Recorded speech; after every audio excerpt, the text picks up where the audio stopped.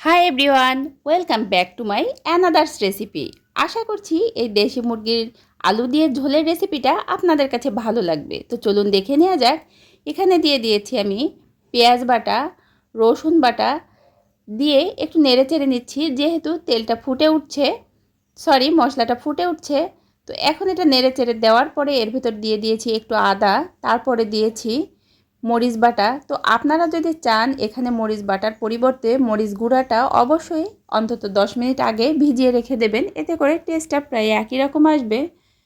তো যাই হোক, এটা এখন একটু নেড়ে চেড়ে দিয়ে তারপরে এর ভেতর দিয়ে দিচ্ছি লবণ পরিমাণ মতো, হলুদের গুঁড়া পরিমাণ মতো, আর দিয়ে দিচ্ছি দারচিনি খুবই সামান্য, আর দিচ্ছি এলাচ, তারপর দিচ্ছি তেজপাতা। এগুলো দেওয়া হয়ে গেলে একটু নেড়ে চেড়ে নেব। আর অবশ্যই খেয়াল রাখতে হবে, যেহেতু এখানে আমি বাটা মরিচ দিয়েছি, খুব ভালোভাবে এটা ভেজে তারপরে কষিয়ে নিতে হবে, কারণ বাটা মরিচের আলাদা একটা গন্ধ থাকে। তো কথা বলতে বলতে আমি কিন্তু ওপাশের ভাজিটাও একটু নাড়িয়ে দিচ্ছি। তো যাই হোক, এটা ভাজা হতে থাকুক। যখন এভাবে ভাজা হয়ে যাবে তারপরে দিয়ে দিচ্ছি সামান্য পরিমাণে পানি। পানিটা দেওয়া হলে অবশ্যই অপেক্ষা করতে হবে তেল উঠে না আসা পর্যন্ত মশলা থেকে। তো দেখতেই পাচ্ছেন এখন কিন্তু মশলা থেকে তেলটা উঠে এসেছে, যেহেতু এখানে আমি দেশি মুরগির মাংস দিয়ে দিচ্ছি। মাংসটা দেওয়া হয়ে গেলে তারপরে একটু নেড়ে চেড়ে নেব। তো নাড়াচাড়া হয়ে গেলে খুব ভালোভাবে এই মশলাটা কিন্তু খুব ভালোভাবে মিশিয়ে দিতে হবে। তো যা বলছিলাম, যখন নাড়াচাড়া হয়ে যাবে তারপরেই কিন্তু আমি ঢাকা দিয়ে দেব। অবশ্যই চুলার আঁচটা লো মিডিয়ামে রেখে, এখানে চুলার আঁচটা খুব বেশি বাড়ানোর প্রয়োজন নেই। তো এই যে ঢাকা দিয়ে দিচ্ছি, ঢাকা দিয়ে অপেক্ষা করব 10 থেকে 15 মিনিট পর্যন্ত। তো ফিরে আসলাম 10-15 মিনিট পরে।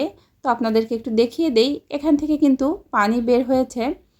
তো এখন কিন্তু আমি আর ঢাকা দিব না, চুলার আঁচটা লো মিডিয়ামে রেখে মোটামুটি যতক্ষণ পর্যন্ত ভাজা ভাজা একটা ভাব না হবে কষাতে থাকবো। অবশ্যই আপনারা একই টেকনিক ফলো করলে আপনাদের রান্নাটাও কিন্তু খুব টেস্টফুল হতে পারে। তো যাই হোক, দেখতেই পাচ্ছেন এটা কিন্তু ভাজা ভাজা একটা ভাব হয়ে গেছে। তো আমি এখানে সামান্য গরম পানি ইউজ করছি। গরম পানি দিয়ে তারপরে একটু নেড়ে চেড়ে নিচ্ছি। তো নাড়াচাড়া হয়ে গেলে তারপরে দেখতেই পাচ্ছেন আমি কিন্তু এর ভেতরে একটু আলু দিয়ে দিব। আলু দিয়ে তারপরে আরও কিছুক্ষণ কিন্তু নেড়ে চেড়ে তারপরে এর ভেতরে এই যে গরম পানি দিয়ে দিচ্ছি। একবারে সেদ্ধ হয়ে যাবে, আর যতটুকু পরিমাণে আমার ঝোলের পানি লাগবে ততটুকু থাকবে। দেশি মুরগিতে সাধারণত একটু ঝোল ঝোল ভাব হলেই খেতে কিন্তু অসম্ভব মজার হয়। তো এই যে দেখতেই পাচ্ছেন ফিরে আসলাম প্রায় 20 থেকে 30 মিনিট পরে। এখানে কিন্তু চুলার আঁচটা খুবই কম ছিল। তো সেদ্ধ হয়ে গেছে, আর এই পরিমাণে ঝোল রেখেছি। কেমন লাগলো আপনাদের কাছে?